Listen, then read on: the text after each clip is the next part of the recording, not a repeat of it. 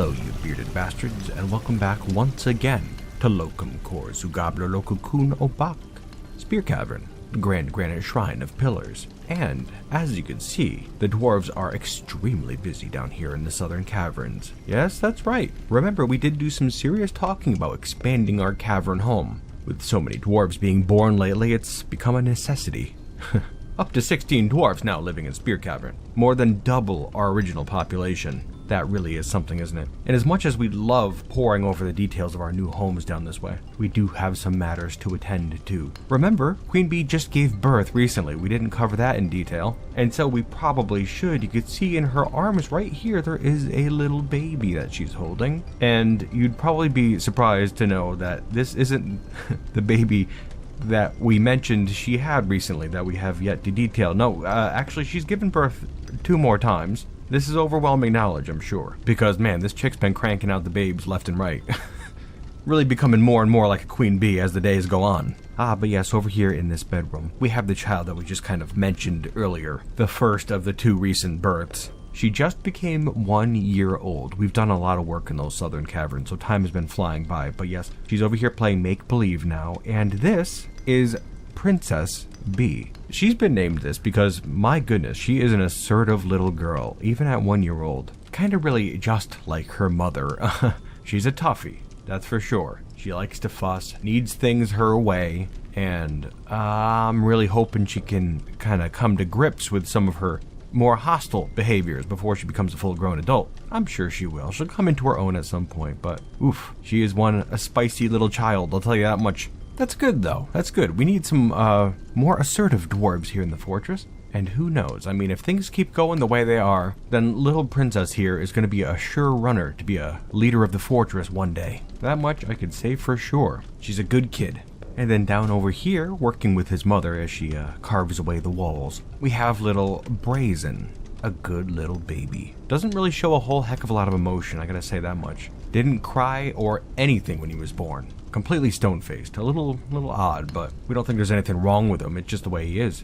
Tends to not show all that much emotion. On top of that, we went through our routine of showing him a whole array of items, and he likes brass. So yeah, he's a bold dwarf, keeps a stiff upper lip, and he likes brass. So there he is. That might change as time goes on, you know. Actually, we've yet to have a changed nickname at any point in the fortress. I think that might screw up how we identify certain dwarves, but, I mean, you never know. If something noteworthy enough happened to a dwarf, then assuredly dwarves would start calling them something else, right? Anywho, we're going to leave you 2 to it for now. You're doing some excellent work. But now we're going to zoom out a bit and get a fuller view of the southern caverns. As you can see, we have taken this middle chamber right here. This used to be Tinny and Boggy's bedroom, and then Queen Bee and Boggy's bedroom, but just for symmetry's sake, we've kind of moved them off to the side and extended down this way through it. And now, down here, you can see 1, 2, 3, 4, 5, 6, 7, 8 bedrooms, all kind of surrounding this long central pit that we are hoping to get filled with water, just like our main cavern. We'll have to feed it from the aquifer up above. It'll be a pretty straightforward process when we get down to it.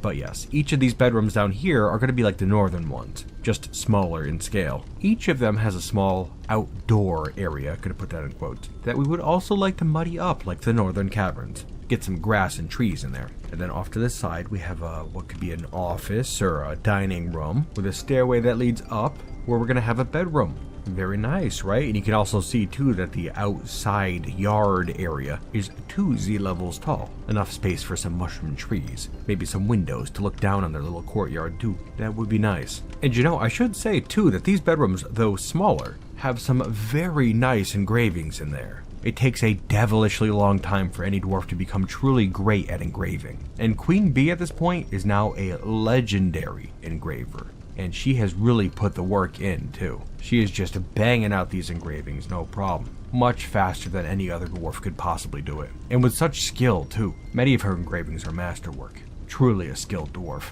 It's great to see. Unfortunately, though, a lot of our dwarves haven't been able to put their skills to the test in this project so far. It's certainly not right at the moment. As you can see, we're trying to get some stone blocks down on the floor to kind of clean things up a little. It is taking a while, though. Very tedious. The dwarves have to come all the way down here to the cavern mine to get these blocks, just to haul them all the way back up. It's sort of a pain, but it's easier than having to make a whole new round of blocks, that's for sure. Actually, just over here you can see some dwarves working away on some masonry projects. Gotta make a whole new load of furniture for those rooms too. You know, I suppose it is a shame that we didn't have anybody specialized as a mason. We're not really making the best furniture that we could be. A bit of a shame, but, well, it'll get done quicker, I suppose. All hands on deck.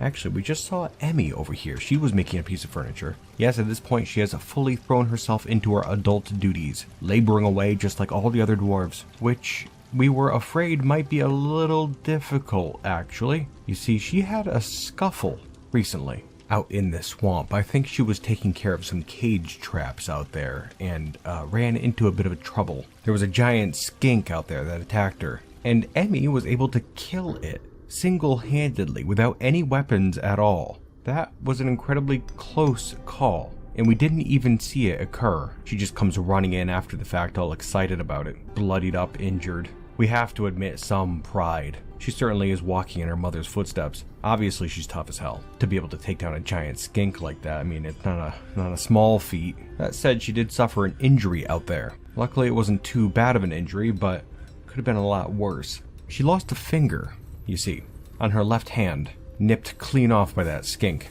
But yeah, she could have lost a lot more than that. Well, on top of that, she also has a pretty nice scar on her neck now, missing some teeth. Ugh, kiddo, we get it. You're an adult now. You can do real dwarf things, but come on, no sense in being risky. Imagine if Emmy went out like her mother, just heads out to do some work and never comes back. Boggy would be devastated, I'm sure. As would Queen Bee. And hell, all the dwarves. What am I talking about? We don't want that. We were talking about dusting off our barracks recently, mostly because Emmy kept bringing it up. Maybe she's trying to make a point. I suppose it would be better to get her some training so she can fight competently if she's going to just go out there and do it anyways. Even if a dwarf isn't equipped with weapons or armor, some skill can go a long, long way, especially against that sort of threat. Animals and beasts found out in the swamp. Yeah, I suppose it's gonna be time, huh? Maybe we'll get Gutter to show her a thing or two. She is his apprentice now. We can make it his problem. Yeah, that might be a pretty good idea, I think. Also, on the topic of our fighting dwarves, we had also mentioned that we left a lot of our equipment out in the caves after we retreated when Tinny was killed. We have been trying to make some replacements, but unfortunately, Wisp was our weaponsmith, and she can no longer hold a blacksmith's hammer like she used to. That said, one of our more recent dwarves here is an expert weaponsmith. Incredibly fortunate, it's Stackhud. Now, we're going to want some masterwork steel spears, obviously. But Stackhud's over here making some copper spears at the moment, just has some training. She's using the Crab's Metalsmith's Forge. She was specifically told not to mess the place up too much, and to not antagonize the Drunians. She's behaving herself. But aside from that, yes, she's getting some training in, and has even begun to produce some masterwork copper spears. We have tons and tons of copper here, so it's been a great way to get her that training. But I think she's almost ready to start making some steel spears. Also, I should note too, we haven't told the Crab, but Stackhud's a legendary armorsmith. The Crab is our designated armorsmith for the fortress, and he takes great pride in this duty, but he's not that good at it. If I gotta be honest, he's a competent armorsmith. He's competent. He could do it. He did make all of our dwarves masterwork steel armor in the past. It just, took him quite a few tries to do it. The guy's really blustery sometimes. We're a little concerned of what might happen if he finds out that Stackhud better at it. But yeah, I'm sure it'll be fine. He could swallow his pride, right? Nobody could train an animal as good as him, so he's got that at least. The flocks of giant birds that follow him all over the place can attest to that. Okay, now back over here to the southern residential caverns, which I think we're going to be calling the Hive from now on. Just another jab at Queen Bee. It's pretty much all her offspring living here anyways. Yes, it's coming right along. It is taking a famous amount of time to get these diorite blocks in place, but it's getting there. We have all the furniture made too at this point. Just gotta get that moved in as well. And then we can move on to the waterworks. That'll be fun. And it looks like the merchants have arrived again. We haven't been so diligent in our trading, even though we said we definitely were a couple years ago. I guess we could thank Queen Bee for that. We've been too busy to trade, unfortunately, but actually, the merchants seem noticeably more sullen than usual. And where is the outpost liaison? Sodell.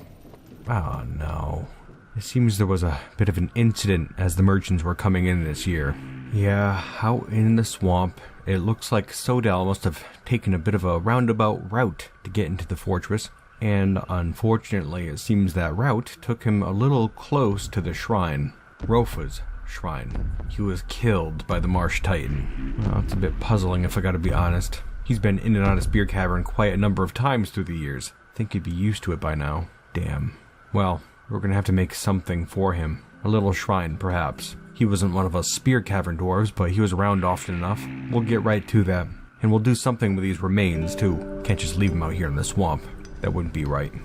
I figure it might be a nice idea to carve out a little place right down here. This is actually right below where Tinny's tomb is. Might seem a bit disrespectful to some to have an outsider's tomb right below our respected leader's tomb, but it's not. Come on, we're all dwarves here. That guy lost his life, and he was a respectable sort. He deserves this. And if it was one of us Spearcavern dwarves out visiting another fortress, we'd expect exactly the same.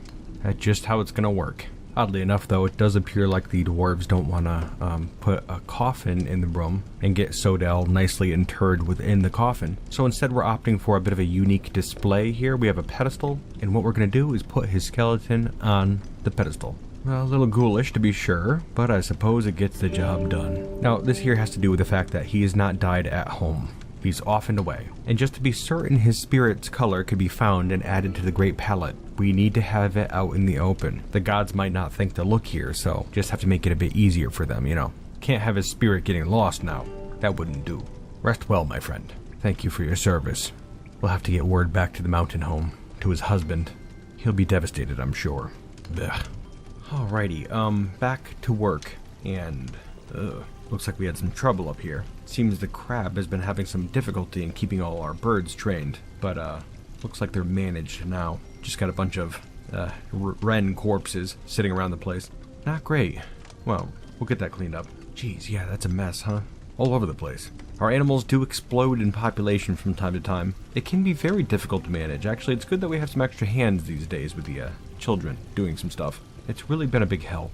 And actually, on the subject of our helpful little kiddos, they're still doing rather okay. Actually, I believe this whole wren event here is putting a damper on their moods. In a rather big way, too. They were a bit shaken up by the wren attack, but having all those dead wren bodies around has made an awful lot of miasma here in the fortress, which of course nobody likes smelling. This place really stinks these days. On top of that, we've been doing an awful lot of butchering too, and now there's just rotten bird pieces all over the place. It's making quite a big stink. Nobody likes that. We're gonna get their moods turned around though. Right here we could see little Quill, and I mean, you can tell now he's growing straight up, right? Next to Emmy, he's the oldest child in the fortress.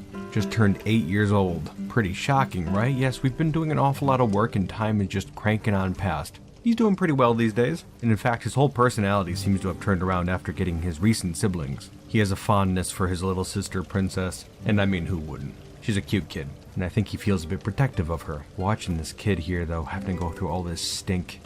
These kids are being very, very helpful. All of them. Getting all this nasty stuff just thrown off the bridge into the water dump. Really getting to be a bit of a soup down there. Oof. Yeah, I hate to see this. But we're gonna get everyone nice and turned around before long. Just some stuff you gotta do. Isn't that right, Glim? Second oldest of Boggy and Queen Bee's sons. He's now 7 years old. And you can see he's taking on a rather Boggy-like bearing. He's got a prodigious girth to him. His mood changed too after gaining a sibling. He's always been a rather emotionally soft kid, and that was tempered even farther when he gained siblings, little Princess and Brazen. He does love his little sister and brother. Both Quill and Glim are going to be great older brothers for those two. They're very protective, and astonishingly helpful too. Just to see these kids running around the fortress, taking care of our birds and all this garbage, doing their chores, makes us damn proud to be Spearcavern dwarves, I'll tell you that much. Keep it up, kids. You'll get your break before long. But yes, on the subject of our fortress's children, if we have a look over here, we could see, realizing I misspoke, not a child anymore, of course, it's Emmy, a full-grown adult. In fact, she is 23 years old now. And you'll note that she is sleeping in a particularly strange spot. You may not even remember this spot over here, but this is our starting fortress, Old Spearcavern. We had this place carved out in the first month or so that we moved into the Swamp of Brightness. Yes, Emmy has taken this spot as her bedroom for the time being, and it may not look like much, but it's not so bad. And also, It should be noted that she doesn't have a bedroom besides this currently. Remember, we're carving the Hive residences out through the southern part of our main chamber, where her parents' bedroom was, and where her bedroom was as well, down below. Remember that? In fact, sadly, we have completely gotten rid of her old playroom down here, underneath where her room was, the little fortress carved out for her by her mother, Tinny. Which may seem disrespectful, but we didn't have many options, A. Plus, we were kind of goaded into it by Emmy herself. Time moves forward. Things change, it's okay. Plus, she's a big girl now, doesn't need a playroom anymore. This is all according to her. Completely understandable. And so, here we are. The remains of her little fortress now hold up this column right here. Could still see some of the engravings on the floor even. But yes, time does move forward. Another reason Emmy might be spending some more time over here in Old Spearcavern is because she is still going full bore into the idea that we should be out in those caverns doing some fighting monsters, hunting forgotten beasts. She wants to know all the old stories. She wants to hear about Gutter slamming that giant, deadly blood salamander with his ballista bolt. Wants to hear about Pop slapping through that water forgotten beast like it was absolutely nothing. Caught him off guard during that training session, remember that? Really something. And of course she loves the story of the Clear Devil and Tinny. That one's gotta be her favorite, though she even bugs Stack about her past, too. Stack Hut and the undead Cyclops up in the far north. That's an epic tale indeed. I believe Emmy actually has quite a bit of shame over hearing these stories, so we've been trying to tone it down a bit just for the time being. Just so we can get her some training and figure out what we're doing, I suppose. Maybe we have gotten a bit complacent, we've said this before. But one of Emmy's big problems right now is that she would really love to have her mother's spear and armor. She wants to be able to wear it, carry on that legacy. But it'd be difficult to manage, I think. As we've said many times, all our old equipment is out here in the caverns, just as it was when we retreated those years ago. And in the cavern are a great number of beasts that have been so far unable to break into our fortress, thankfully, because we'd be screwed otherwise. And I do mean that. It seems Spearcavern has become a nexus for forgotten beasts. This too we've mentioned. But what we did not mention is that because so many forgotten beasts and other creatures have shown up and have been vying for control of the caverns, that does mean that only the strongest can survive out there. The very strongest. As a way to put things into perspective here, we have Rofa out in the swamp. Not a forgotten beast, but close enough. Rofa's a titan, a marsh titan. This creature's been around since before time began. And in that time, we've recorded, maybe 7 notable kills, some of the weirdos that we've attracted here to the fortress, as well as our beloved outpost liaison, of course. And aside from that, Rofa's also killed 116 other things out here in the swamp. As of this current count, unnotable things, too. Animals and just beings with no historical significance. Giant sparrows, alligators, sheep and dogs that come out of Spearcavern here, that sort of stuff. So what is that, 123 kills to Rofa's name in total. That's a pretty big number. Certainly more kills than any of us dwarves. As for actual forgotten beasts, though, we have this oft-forgotten beast. Galka attack. This badly injured forgotten beast that we have trapped down here in the caves. In recorded dwarven history, this beast here has only ever killed one other creature, and that creature was indeed a forgotten beast. It was a fairly big struggle down in the caves a while back. Galka here came out on top. Pretty good, right? Not so shabby at all. But I don't think Galka here would stand much of a chance out in the caves these days.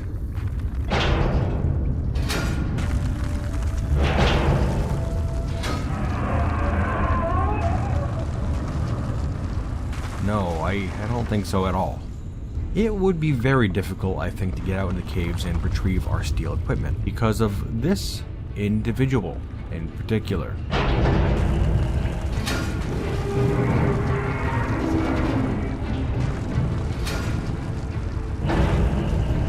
Akhan Spasasmat Zos Puzakosp, Akhan Abyssheart, the Umbral Tombs. This is one we've been keeping a bit of an eye on. This particular creature here has killed most of the creatures out in the caves since we've locked ourselves away. As for its notable kills, it has 53 named historical figures that it has put an end to. And out of those 53, 3 of them are not forgotten beasts. That's correct. Akon here has put the end to 50 forgotten beasts out in the caves by itself, and is still going strong.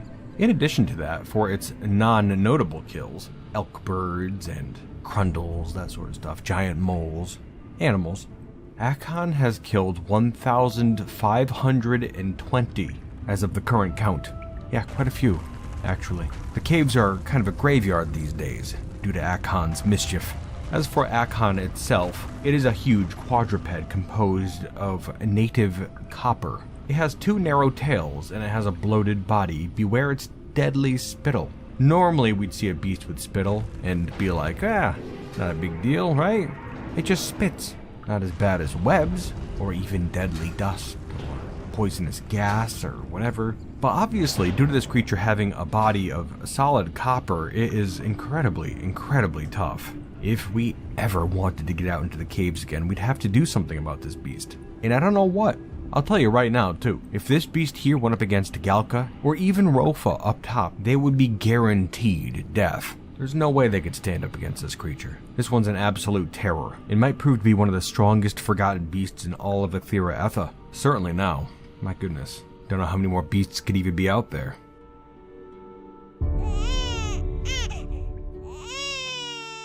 I dare say that at this point we might have more children in the fortress than are forgotten beasts in the world.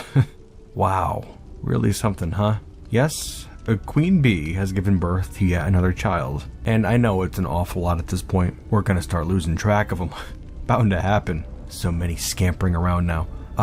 Yes, this little kiddo right here was just brought into the world. His name is Eral, a curious little kiddo who has quite a calm demeanor. And you know, he perked right up when we passed by the trade depot earlier, at the sound of the cows that they had brought with them. Yes, we didn't really even get a chance to test out this kid and see what he likes before it became obvious that he is a big fan of cows, specifically for their haunting moos.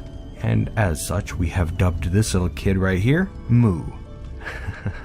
I feel it suits him. Welcome to Spearcavern, Moo. You're gonna fit right in, that I can guarantee. So at this particular juncture between Boggy and Queen Bee, they have 7 children. Emmy, Quill, Glim, Glass, Brazen, Princess Bee, and Moo. That is nuts, right? Brings us up to 17 dwarves in the fortress. Love to see it. You'll probably also note that at the moment that the dwarves are scurrying about in the southern caverns here, the Hive, moving boulders around. Yes, there's an awful lot here, and we're just kind of like getting them dumped away off to the side. Just trying to clear out this whole area before we get that water flowing. It's taking a little bit of doing, but we're gonna get there. It's just a lot of boulders, really. Waste not, want not. You know how it goes. Mind you, not all the dwarves are in the Hive getting rid of stone right now. We have a couple down here, just this little trio. It's Emmy, Gutter, and Wisp. They're doing some sparring down here. Gutter's actually been in a really bad mood lately, and a lot of that has to do with his lack of combat training. But just even being down here for a very short time has perked him right up. He's feeling a lot better now, so no worries. A lot of our dwarves are doing better now. And also, Wisp is in here too. Just because she can use some training from time to time. She really enjoys it. You know, I am realizing that our equipment that is out in the caverns isn't masterwork. For some reason, I think I've been calling it masterwork for a while, but I'm not sure. I was under the impression it was masterwork if I haven't said it. It is not though. Like, we have these steel spears here that they're using to train, and they're just superior quality, which, it's still a damn fine spear, but it's no masterwork piece. We're gonna get there though, especially with Stackhood making so many of those copper spears. Yeah, for sure that is our next goal. Get full masterwork sets for all of our dwarves, armor and weapons. It hasn't been that long, maybe just a couple months of training for Emmy, but already she's an adept spear dwarf. That's not bad at all. Still has a ways to go, of course, but just goes to show you how sharp she is.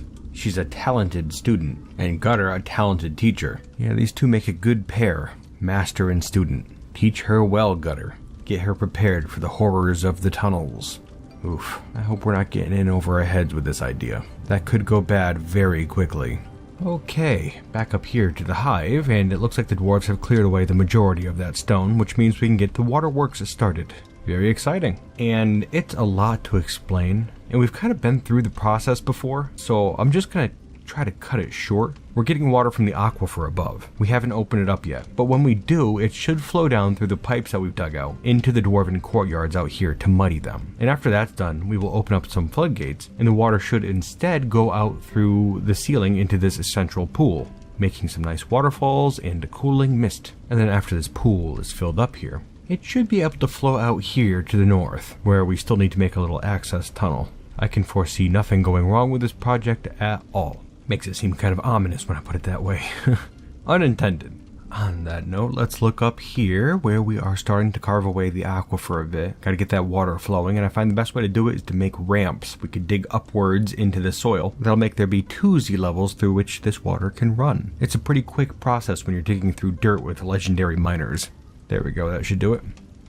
Also gotta work on that outflow tunnel right over here. Just 2 shakes, there we go. Okay, that water is flowing in. Miners are safe. Now we just gotta get rid of this stairway right here. Boom, there we go. Okay, now we see a lot of that water flowing into our new pool. Not a big deal. Just gotta level out a bit. Anywho, looking up to our water ducts now. It looks like they're pretty much full. We put a hatch up there just to prevent water from flowing down too early. And then back down over here, we have this access tunnel. We're gonna carve that away and fill it up with stone. Get rid of this little bridge off to the side as well. Just like that, there we are. Okay. Now it should just be a simple process of, oh, actually there we go. Thought it might take a little longer, but that water is flowing down already. Let's just give it a moment. Gotta get things nice and muddy and get those waterfalls going. And there we have it. Nice and full. It didn't really take that long, actually. It was about a month. So, decent amount of time, but not too long. I guess there's more water flowing out than I thought. And we have changed the floodgates over at this point. And as you can see, it's flowing out into the middle pool now. Ain't that lovely? Got a little bit of nice cooling mist action down here in the hive. I'm sure those kiddos will appreciate it. They had better, at least.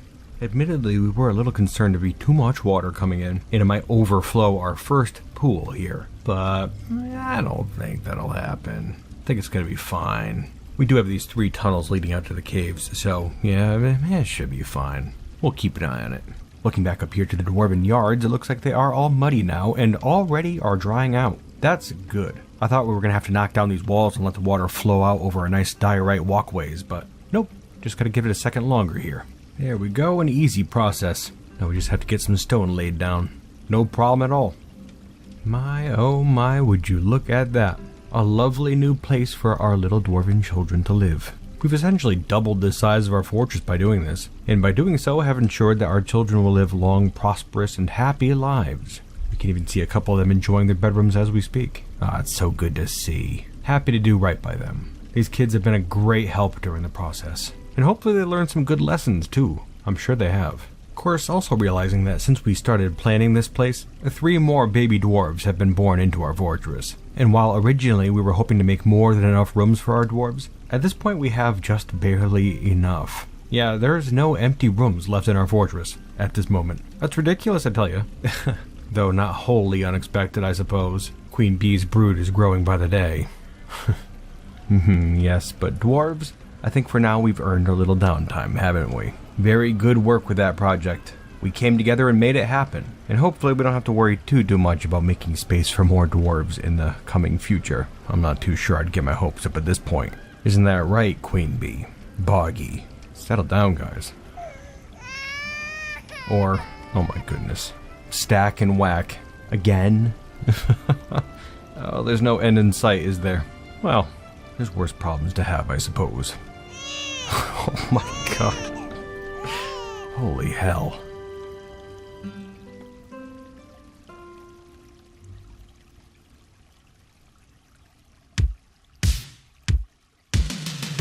And with that, we've reached the end of the episode and are going to be talking about some behind the scenes things. Now then, I have taken some notes for this episode. I'm going to start at the beginning here. Back to our poor outpost liaison, Sodel, who was unfortunately killed by Rofa early in this episode. You know, it's weird. When I was making that little tomb for him, I was sure I'd be able to put his corpse inside of a coffin, but turns out we just could not. I guess the game just doesn't work that way for some reason. I don't know why. We could put the remains of some other merchants who had died 20 years ago out in the swamp into the coffin there, but not Sodel's remains for some reason. It wasn't popping up on the list or anything, so didn't really have an option other than to put it on a pedestal if we wanted to get it into that room. But I figured that's fine because it worked into our lore pretty darn well. It makes sense. I like it. Oh, and that's something. I'd mentioned it during the episode, but I was under the impression that we had masterwork weapons and armor previously, but I guess we just did not. I must have been aware back in the day that we weren't making masterwork stuff, but then as time went on, I just didn't look at it that much anymore, and I knew that it was of pretty high quality, so I was like, it must have been masterwork. But no, it was not. That's good though. We should see a marked improvement in the dwarves' combat prowess when we go back out there with our masterwork steel equipment, and higher training skills as well. Here's hoping anyways. Actually, just during the credits here, I had let the game run for a bit, just to kind of let some time pass by after those dwarven births, trying to get the dwarven moods balanced back out, But I had started, just for the hell of it, a guild hall. I wanted to see, I remember hearing a while ago that if you start a guild hall, it doesn't necessarily need a guild in it. Your dwarves will congregate and have classes based on skills that the guild hall is based around. I made a weaponsmithing guild hall just here in Spearcavern, and I am frankly shocked at how fast my dwarves' skills were improving after we made the thing. We're gonna get more into that next episode, but wow, maybe give that a try in your own Dwarf Fortress. Make a guild hall and just say anybody could show up here. It should work out pretty darn well for you. But yes, to the most pressing matter at hand, we had 2 more babies join our fortress here at the end of the episode that we haven't even met yet. Ran out of time. That's nuts. Right at the beginning of this episode, we met 2 new faces, and then during the episode, 1 more baby born from Queen Bee and Boggy. But here we are with 2 more dwarves in the fortress. That's nuts, right? I mean, come on. Up to 19 dwarves in the fortress now, which, since we're behind the scenes, that means we're getting pretty darn close to making artifacts here in Spearcavern. I believe you need 20 dwarves in your fortress before dwarves start having strange moods. That's why we haven't made any artifacts quite yet. But yes, after we get 1 more dwarf under our belts, we should start seeing some strange moods, which will be very excellent. Actually, paired with this whole guild hall training session thing, it should work out pretty darn well for us. Dwarves make artifacts based on their highest skill, for the most part. So if we had a bunch of weaponsmiths in the fortress, then we'd be guaranteed they just pump out artifact weapons. Steel artifact weapons too, if we have some. Oh, baby, yeah, maybe we'll do that. Just focus on making steel artifact weapons here in the fortress. Oh, that'd be superb. And it might just be the edge we need to take on that damn forgotten beast down there, Akon. I get a feeling that copper body of his won't stand up to dwarven steel. Oh yeah, it's gonna be good. Anywho, you bearded bastards, still jumping back and forth between Spearcavern and Caves of Cut episodes here, so look forward to that. Hope you had fun today, and I really hope to see you next time here in Locum Corzu Gabler Lokukun Obak, Spearcavern, the Grand Granite Shrine of Pillars. And until then, you bearded bastards.